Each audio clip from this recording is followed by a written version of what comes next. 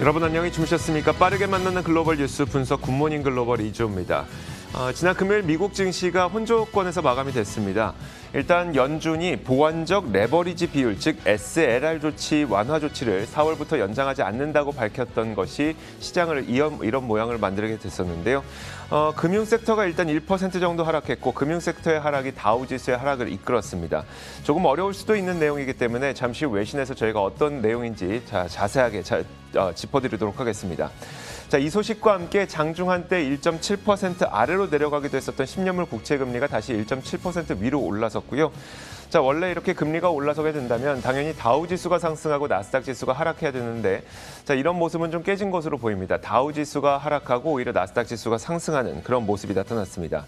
금리와 시장 사이에 지금까지 형성됐었던 상관관계가 이제는 조금씩 엇나가는 것 아니냐, 이제는 그 상관관계가 좀 깨지는 것 아닌가 이런 추정이 가능한데요. 금리는 상승할 가능성이 앞으로도 좀 높은 상태에서 이것이 앞으로 시장에 어떤 식으로 반영될지 예측하기 더 쉽지 않은 상황이 된 것 같습니다. 어쨌든 이번 주에는 이제 파월 의장의 발언이 여러 차례 예정이 되어 있고 또 연준의 이 통화정책 결정의 주요 지표 가운데 하나인 핵심 물가 지표, 즉 PCE 지표가 또 26일에 공개됩니다. 이번 주에도 역시 금리가 시장의 주요 변수로 작용할 가능성은 배제할 수 없을 것 같습니다. 자, 마지막으로 한 가지만 더 덧붙이자면 주말 사이에 아크인베스트의 캐시우드가 드디어 테슬라의 목표 주가를 다시 공개했습니다. 이번에 $3,000를 제시했는데 과연 여기까지 2025년까지 $3,000를 돌파할 것이라고 예상을 했기 때문에 이것에 대한 시장 반응이 어떻게 될지도 한번 지켜보시면 좋을 것 같습니다. 자, 그렇다면 지난 주말 사이에 어떤 일들이 있었고 이번 주 준비는 어떻게 하는 것이 좋을지 지금부터 함께 하시죠. 굿모닝 글로벌 바로 출발하겠습니다.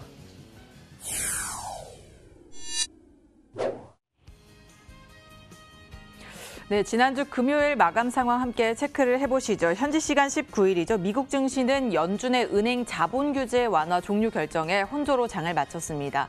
마감된 지수부터 먼저 살펴보시면 다우지수가 0.7% 넘게 하락하면서 32,600선 지켜내는 모습이었고요. S&P 500 지수가 0.06% 약보합권에서 마감을 했습니다. 3,900포인트 선에서 장을 마친 모습이었습니다. 마지막으로 나스닥 지수는 이런 가운데서도 0.76% 올라서 13,000선 지켜냈습니다. 13,215포인트 가리키면서 장을 마친 모습이었습니다. 지난주 한 주 동안 다우지수는 0.5%, 나스닥과 S&P 500 지수는 0.8% 하락했는데요. 시장은 여전히 금리 움직임에 따라서 흔들리는 모습을 보였고 여기에 알래스카에서 열린 미중 고위급 회담을 주시하는 모습이었습니다. 자, 업종별로는 금융주가 1.2% 넘게 하락하면서 가장 큰 낙폭을 보였고 0.25% 하락한 기술주도 보였습니다. 반면에 커뮤니케이션 섹터가 0.8% 상승한 흐름을 보였습니다. 자, 연준이 장기간 저금리 방침을 유지하겠다라고 재확인했지만 국채 시장의 불안감은 여전히 물가 상승에 대한 전망을 두고 이 시장과 연준이 맞서는 모습이었는데요. 물가가 지속적으로 상승할 것에 대한 우려가 여전히 시장에 남아 있었습니다. 자, 여기에 연준이 SLR이죠. 보완적 레버리지 비율 완화 조치를 예정대로 이달 말에 종료를 한다고 밝혔습니다. 이 점이 시장에 불안감을 더했고요. 이 조치는 은행이 보유한 국채와 지급 준비금을 필요 자기자본 산출 대상에서 제외를 해주는 것인데 종료가 될 경우 은행에는 부담 요인으로 작용할 것이란 전망이 나오고 있습니다. 자, 따라서 이날 연준의 발표 이후 10년물 국채금리는 1.74%대로 다시 오르기도 했고요. 물론 은행주도 직접적인 타격을 받았습니다. JP모건을 비롯해서 골드만삭스, 뱅크 오브 아메리카의 주가가 1% 넘는 하락세를 보이면서 이날 마감을 했습니다. 자, 이렇게 마감된 이날 증시에서도 장중 금리가 다시 반락세를 보이자 기술주 중심의 나스닥은 상승세로 돌아섰는데요. 전날 3% 넘게 빠지면서 저점 매수 심리로 크게 작용을 한 것으로 보입니다. 이런 가운데 바이든 행정부가 처음으로 중국과 고위급 회담을 가졌습니다. 하지만 서로 갈등을 표출했다라는 점이 증시에는 부담으로 작용을 했고요. 양국은 초반부터 독서를 주고받으면서 대립을 한 것으로 전해지면서 트럼프 행정부의 태도와 크게 크게 다르지 않은 모습을 보여줬다라는 분석도 제기가 되고 있습니다. 자, 그나마 시장에 긍정적으로 작용을 해주는 요인이라면 미국의 경제 재개에 대한 기대감은 시장을 계속해서 지지해주는 모습이었습니다. 질병통제예방센터에서는 학교에서 사회적 거리두기 간격을 3피트로 줄여도 괜찮다라고 지침을 개정했는데 이것이 학교의 재개방 속도를 높일 수 있다는 해석입니다.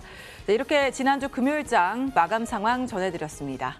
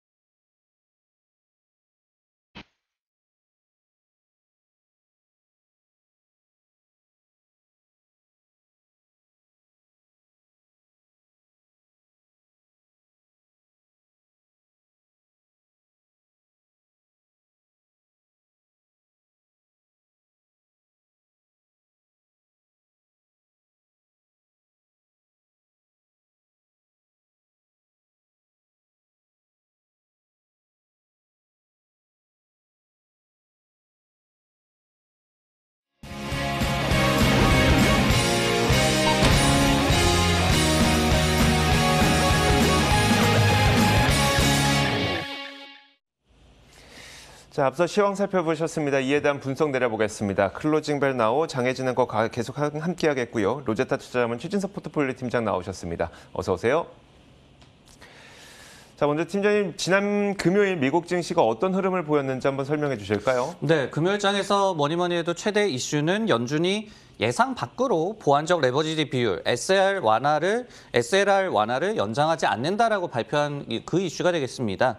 4월부터 그럼으로 인해서 미국 대형 은행들이 의무 자기자본 비율 산정 시에 국채와 지급준비금도 이제 계산을 하게 됐죠. 그러면서 시장에서는 이래 국채가 매도가 많이 좀 일어날 것이다라는 우려로 이를 해석을 했습니다. 그러면서 이제 10년물 국채 금리가 재상승을 했고요. 그리고 이제 금리 상승이 통상적으로는 금융주에는 호재지만은 이 같은 조치 같은 경우에는 결국은 자기 자본 규제 강화로 이제 이 이슈가 해석이 되면서 섹터 전반이 좀 하락하는 모습이 나왔고요. 오히려 이제 기술주에 대해서 저가 매수세가 좀 유입이 되면서 비교적 선전하는 흐름이 나와줬습니다.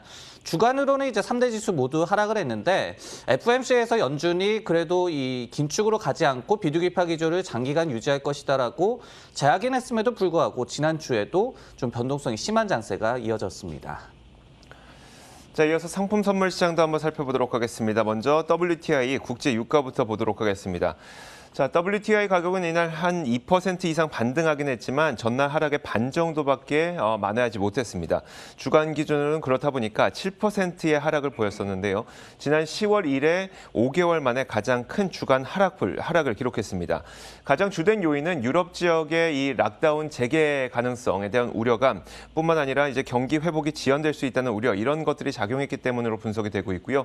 결국 마감 종가는 61.44달러를 기록했습니다. 자, 이날 금값은 0.3%가량 반등을 했었는데요. 10년물 국채금리가 장중 고점에서 상승 탄력을 좀 줄이고 달러 가치도 이 장중 고점에서 강세 기조가 좀 완화된 것이 금값의 상승을 도와줬다는 분석이 나오고 있습니다. 이날 0.3% 오르면서 금값은 1,744.5달러를 기록했습니다. 자, 10년물 국채금리 한번 살펴보도록 하겠습니다.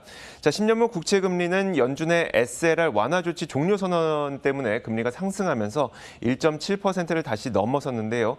1.726%를 기록했고요. 마지막으로 달러 인덱스 한번 살펴보도록 하겠습니다. 달러 인덱스의 경우에는 달러 강세가 다소 완화되는 모습입니다. 92선을 넘어서기도 했었던 달러 인덱스는 91.74를 기록한 채 마감이 됐습니다. 자, 이렇게 상품 선물 시장 살펴봤습니다. 글로벌 외신 확인하도록 하겠습니다. 자, 첫 번째 뉴스부터 볼 텐데요. 팀장님, 그 연준에서 완화 조치를 종료하기로 했던 보완적 레버리지 비율, 이게 어떤 내용일까요? 네, 미국 연준이 코로나19 팬데믹 이후에 주요 은행들의 국채 보유에 따른 부담감을 좀 줄여줬던 규제 완화를 4월부터 종료시키기로 했습니다. 연준은 지난 금요일에 보완적 레버리지 비율, 즉 SLR 완화 조치를 기존대로 오는 3월 31일에 만료시키겠다라고 발표를 했는데요. SLR은 총 자산 2,500억 달러 이상 은행의 자기 자본 의무 보유 비율입니다. 3% 또는 5%가 적용이 되는데요. 이 같은 규제는 지난 금융위기 이후에 시행된 바가 있었습니다. 근데 이제 지난해 4월부터 SLR을 완화해주는 조치를 연준에서 시행을 했는데요.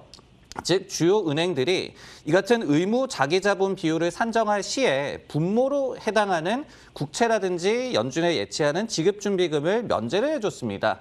그러면서 이제 대형 은행들의 국채 매입을 유도해서 시장에 유동성을 공급하겠다는 의도를 좀 내비친 바가 있었던 그런 조치인데요. 이 때문에 월가에서는 SLR 완화 조치 연장을 위해서 열심히 그동안 로비를 했던 것으로 알려지고 있습니다. 하지만 이번에 예상 밖으로 그 조치 완화가 그대로 연장되지 않은 채 종료가 되게 됐고, 그리고 연준은 이에 대해서 대형은행들의 자본이 지금 충분한 것으로 보인다. 그러면서 국채에 대한 대량 매도세가 없을 것이다라고 얘기를 하면서 완화 종료의 배경을 또 설명을 했습니다. 결국 FOMC에서는 특별한 발언이 없긴 했습니다만 수일 내에 발표한다 이런 발언들이 있었기 때문에 SLR 완화 조치가 연장되지 않을까 이런 기대감이 있었던 것으로 보이는데 결국은 이 기대감이 좀 꺾인 것 같습니다. 여기에 대해서 월가의 반응은 어떨까요? 그렇습니다. 예상 밖이라는 반응이 상당히 좀 많았고요. 그래서 이제 금요일 시장에서도 관련돼서 좀 우려가 나타났고, 그리고 은행주가 빠진다든지 금리가 다시 한번 좀 상승한다든지 이런 시장 반응이 나타났던 것으로 해석할 수가 있겠습니다. 예를 들어서 웰스파고에서도 서프라이즈한 결과였다라고 분석을 했고요. 그러면서 이 같은 우려가 시장 반응에서도 그대로 나타났다라고 해석을 했습니다. 그리고 이제 락펠러라는 기관에서도 연준의 SLR 종료는 투자자들 입장에서는 실망스러운 결정이다라고 해석을 했고요. 그리고 몇 주 전만 해도 이 같은 완화 조치를 연장해 줄 것이라는 기대감이 시장 내에서 굉장히 높았다라고 또 해석하기도 했습니다. 네, 앞으로 중요한 건 실제 이 국채 시장 충격이 어느 정도이냐일 텐데 얼마나 많은 국채가 앞으로 쏟아지게 될지 어떤 예상들이 나오고 있을까요? 네, 그래서 제가 한번 계산을 해봤습니다. 지금 재무부 자료에 따르면요. 지난 2월 말에 기존 시장에 이 유통 중인 미국 국채 규모가 21조 달러 정도 되더라고요. 근데 지난 2019년 10월에 17조 달러 미만했던 것에 비한다면은 국채 이 규모가 시장에서 많이 좀 늘어났습니다. 그래서 이제 2019년도 그러니까 국채 규모가 약 한 17조에서 18조 달러 정도였을 때 그 기준으로 은행권들이 얼마나 국채를 많이 보유하고 있었느냐 살펴봤더니 0.92조 달러, 약 한 5% 정도를 보유를 하고 있었습니다. 근데 이제 물론 최근 1년간의 국채 발행 규모가 급증을 했고, 그러면서 대형 은행들의 국채 보유 규모도 약 한 2조 달러 육박한다라는 그런 국내 기사도 많이 좀 나와 있는 상황인데요. 이 때문에 SLR 연장 불발 시에 3,500억 달러에서 5천억 달러 규모의 국채를 대형은행들이 내다 팔아야 한다라는 그런 경고의 목소리도 나오고 있는 상황입니다. 만약에 이 같은 최악의 시나리오가 실현된다라고 한다면은 전체 국채의 약 한 2% 정도 물량이 시장에 나오는 셈이 되거든요. 근데 사실은 수치성으로 보자면은 그렇게 큰 규모가 아니고 굉장히 미미한 수준입니다.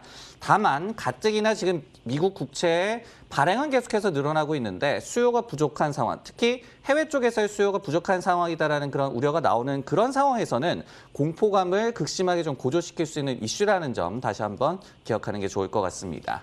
네, 다음 뉴스는 이조 앵커의 픽입니다. 내용 확인해 보겠습니다.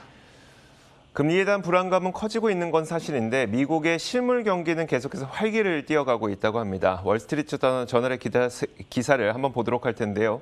레스토랑과 호텔 그리고 이런 것들의 예약 건수가 증가하고 있고 항공 티켓 판매도 굉장히 빨라지고 있다고 합니다. 자, 구체적으로 어디에서 어떤 분야에서 무엇이 가장 빠르게 증가하고 있는지를 몇 가지 그림과 함께 살펴보도록 하겠습니다. 먼저 여러분들에게 첫 번째로 보여드릴 그림은 그냥 가장 큰 그림에서 GDP 성장률 전망치를 보여드리도록 하겠습니다. 이게 12월에 전망했던 수치였었고 1월, 2월, 3월 이렇게 옆으로 가면 갈수록 이제 그 매달 전망하는 수치가 나오는데 한 달 시간이 지나면 지날수록 그 경제 성장률 전망치가 지속적으로 상향 조정이 되고 있습니다. 1월도 그렇고요. 2월도 그렇고 1분기도 그렇고 2분기와 3분기, 4분기 역시 마찬가지로 연간 이 GDP 성장률 전망치는 지속적으로 상향 조정되고 있는 분위기입니다. 자, 그렇다면 이 가운데 어떤 분야의 회복세가 가장 가장 빠르게 나타나고 있을까? 자, 이것이 항공이라든지 숙박 그리고 이 에어비앤비 등 공유 숙박 업체에 대한 이 카드 지출 비율을 보여주는 것인데요. 이 가장 아래쪽 선이 이 항공에 대한 수요고요. 가장 위에 있는 것이 에어비앤비를 비롯한 이 공유 숙박에 대한 카드 지출 내역입니다. 자, 보자면 다른 것들이 모두 다 같이 올라가고 있는 것은 사실입니다. 하지만 그 가운데서 가장 빠르게 회복하고 있는 분야는 바로 에어비앤비를 비롯한 공유 숙박인데 이것에 대한 카드 지출이 팬데믹 이전에 비해서 거의 60% 넘게 증가하고 있는 것을 확인할 수가 있습니다. 저는 이 차트가 가장 중요한 의미를 갖고 있다고 보고 있고요. 자, 두 번째로 보고 싶은 것은 바로 이겁니다. 외식에 대한 그 예약 건수가 얼마나 증가를 했느냐.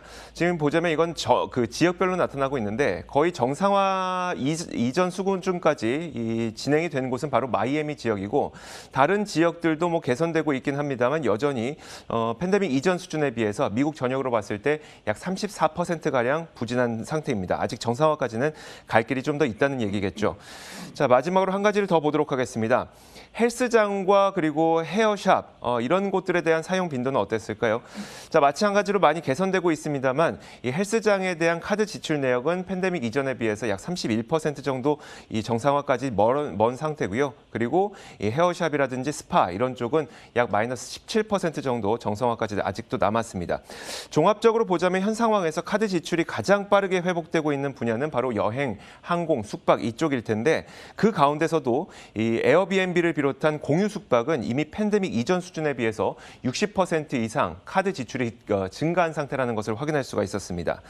자, 팀장님, 저는 여기서 가장 궁금한 것이 이거예요. 뭐 다른 것들도 다 좋아지고 있는 건 사실인데 여기서 가장 빠르게 좋아지고 있는 게 에어비앤비를 비롯한 이 공유 숙박 산업에 대한 이 수요니까 여기에 대한 월가 시각은 어떨까요? 네, 2월 말에 지난 에어비앤비가 이제 상장 이후에 처음으로 실적을 발표를 했죠.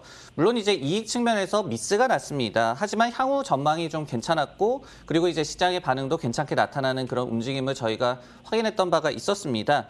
그리고 이제 에어비앤비 사측에서 올해 1분기에도 YOY 기준으로 이 매출의 감소세가 이어질 것으로 봤지만은 지난 2020년 4분기에 대비해서는 감소폭이 좀 줄어들 것으로 예상을 했습니다.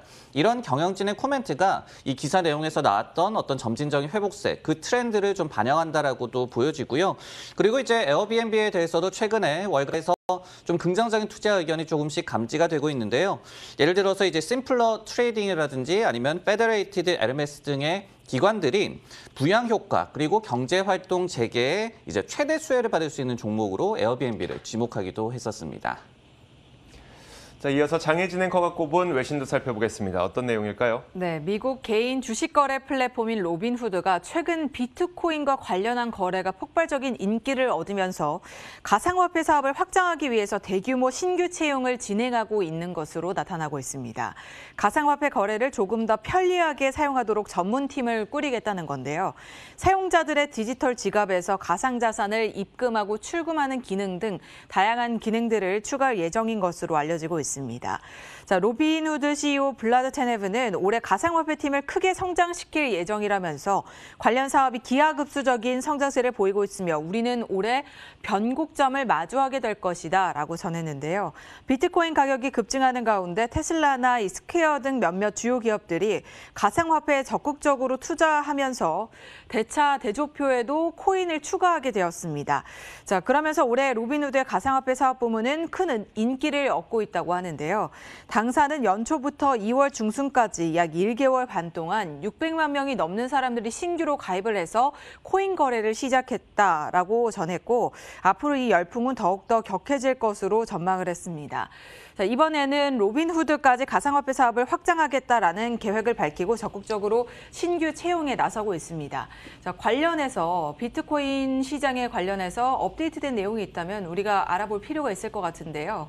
어떤 내용들이 전해지고 있을까요? 네, 사실은 이제 지난주에도 비트코인 등의 코인 시장의 흐름은 굉장히 좀 좋았습니다. 그러면서 비트코인 가격이 6만 달러를 돌파하기도 했고요. 그리고 코인 시장 전체 시총도 2조 달러 육박하고 있다는 그런 외신이 전해지기도 했습니다.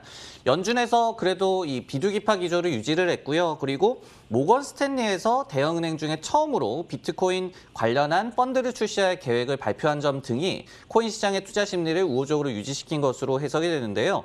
다만 이제 최근의 랠리가 개인 투자자들이 좀 주도하고 있어서 좀 우려가 된다는 그런 목소리도 나왔습니다. 예를 들어서 글래스노드라는 기관의 자료에 따르면요. 1000 비트코인 이상을 보유한 유니크 어드레스 수가 지난 2월 8일 이후에 8% 이상 감소했다라고 해요. 이런 부분을 좀 봤을 때 최근에 어떤 비트코인의 랠리가 과거와는 다르다. 그리고 그 이유가 대형 기관 투자자들의 투자 덕분이다라고 하는 그런 로직을 좀 약화시킬 수 있는 그런 데이터가 최근에 나왔다는 점도 염두하시기 바라겠습니다. 자, 이렇게 지난 주말 사이 그리고 금요일에 있었던 여러 가지 글로벌 이슈 살펴봤습니다. 이어서 종목 뉴스 확인하겠습니다. 오늘의 종목 뉴스입니다. 페이스북이 애플 정책 변화에도 괜찮다는 저커버그 CEO의 발언에 지난 금요일장에서 급등했습니다. 중국 당국이 중국군 인력 및 국영기업 직원의 테슬라 차량 사용을 금지했습니다. 차량용 반도체 부족 현상이 지속되면서 자동차 관련주들이 난항을 겪고 있습니다. 올해 역풍이 불게 될지 귀추가 주목됩니다.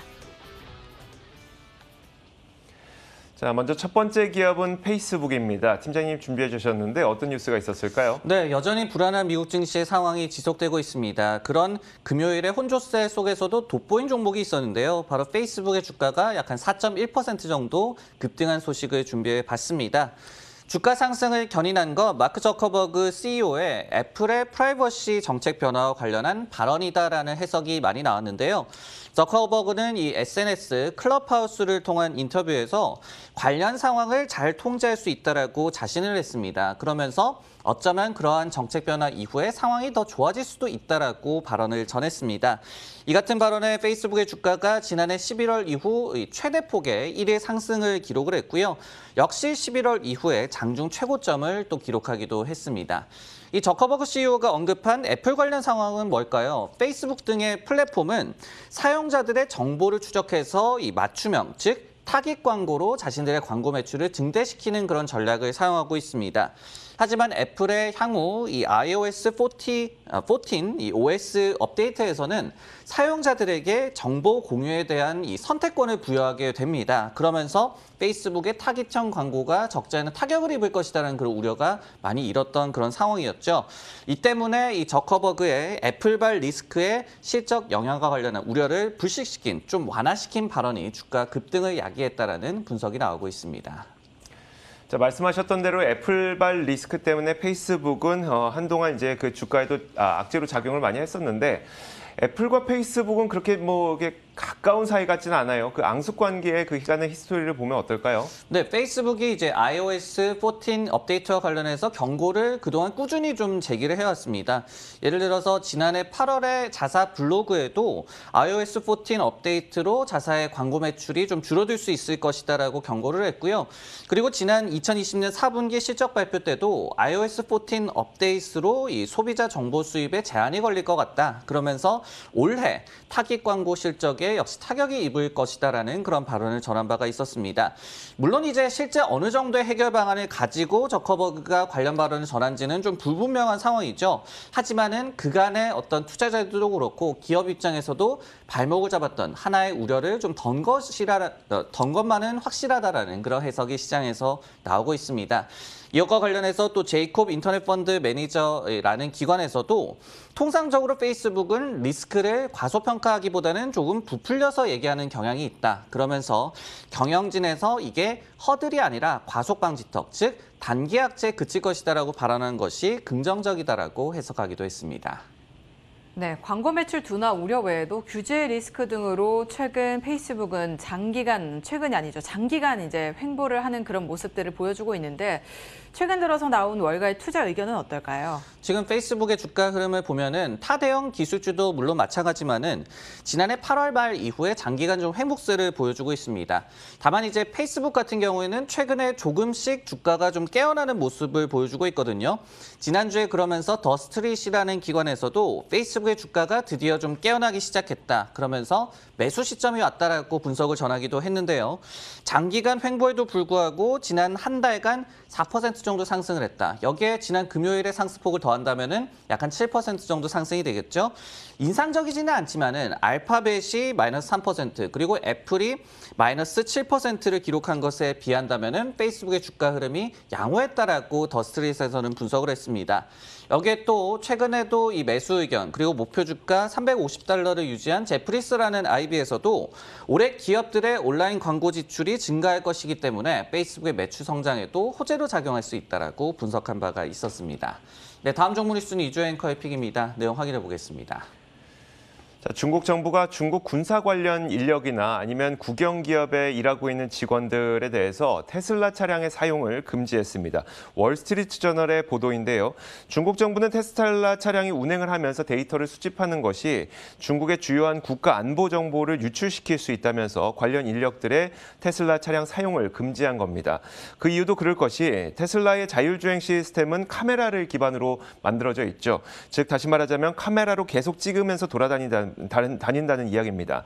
그런데 만약에 이제 중국 군사 관련 시설이나 아니면 국영기업 관련 시설에 테슬라 차량이 돌아다니게 된다면 이 중요 시설들이 테슬라 차량에 고스란히 찍힌다는 거죠. 참고로 테슬라의 경우에는 카메라가 8개 그리고 12개의 초음파 센서를 장착하고 있습니다. 이번 금지 조치는 군사 관련 인력이라든지 국영기업 모든 직원들에게 해당된다고 하는데요. 중국 시장은 그 테슬라에게 매우 중요할 수밖에 없습니다. 전체 매출 가운데 약 4분의 1가량을 이 중국 매출이 담당하고 있기 때문인데 이 소식의 파급력이 얼마나 클지는 아직 불분명하지만 테슬라 측에서도 공식적인 발표가 없었습니다. 다만 지난 그 토요일에 일론 머스크는 중국 베이징에서 열린 중국 발전 포럼에서 이 테슬라가 자동차를 사용해서 중국이나 다른 곳에서 스파이 활동을 했다면 회사는 문을 닫을 것이다 라고 밝힌 만큼 확보된 데이터가 악용되지는 않을 것이다 라는 자신감을 내비치기도 했습니다.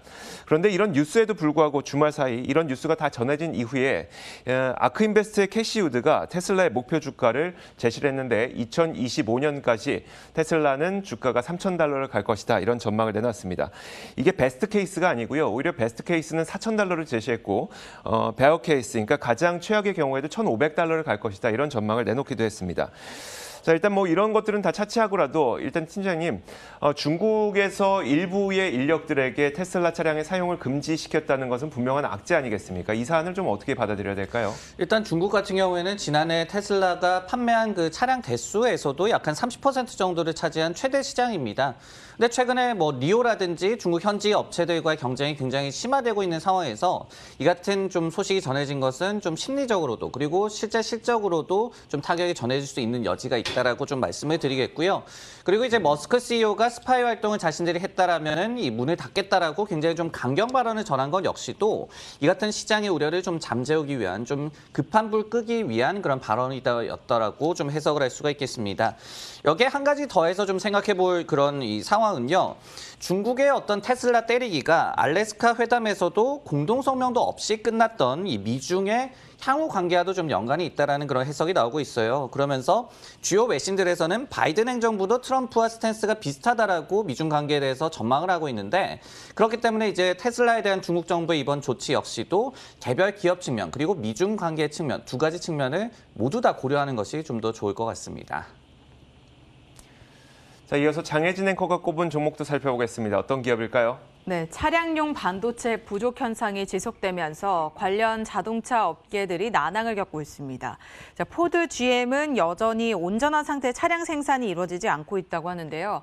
전 피아트 크라이슬러로 우리가 알고 있는 스텔란티스 역시 부품 일부가 빠진 채 트럭 제작이 이루어지고 있는 상태라고 합니다. 자, 이러한 문제들의 원인은 바로 전 세계적인 차량용 반도체 부족 현상입니다.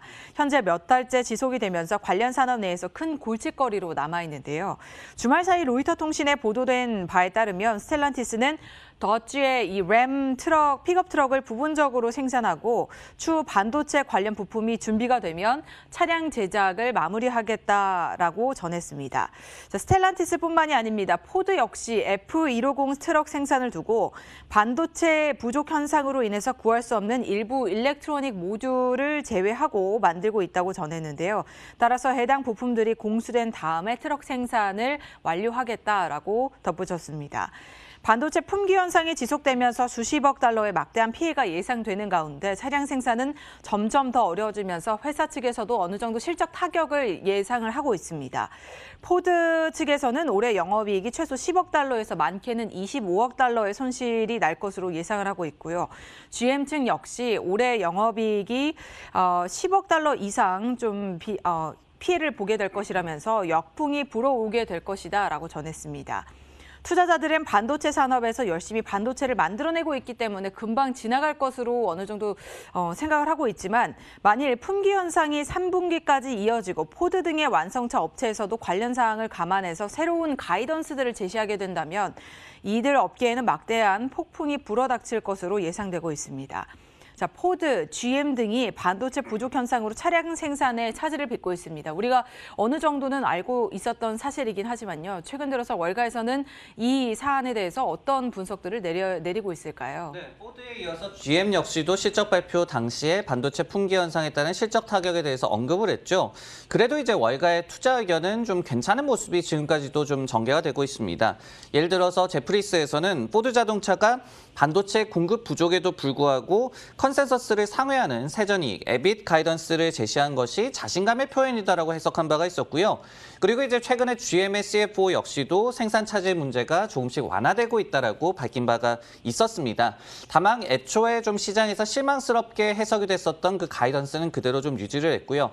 즉 좀 정리를 하자면 상황이 조금씩 풀려가고 있고 그리고 월가의 투자 의견도 여전히 좀 우호적이다. 다만 이제 업계에서는 여전히 좀 보수적인 시각을 유지하고 있기 때문에 그만큼 불안감이 완전히 가시지는 않은 상황이다. 이렇게 좀 정리를 할 수가 있겠습니다.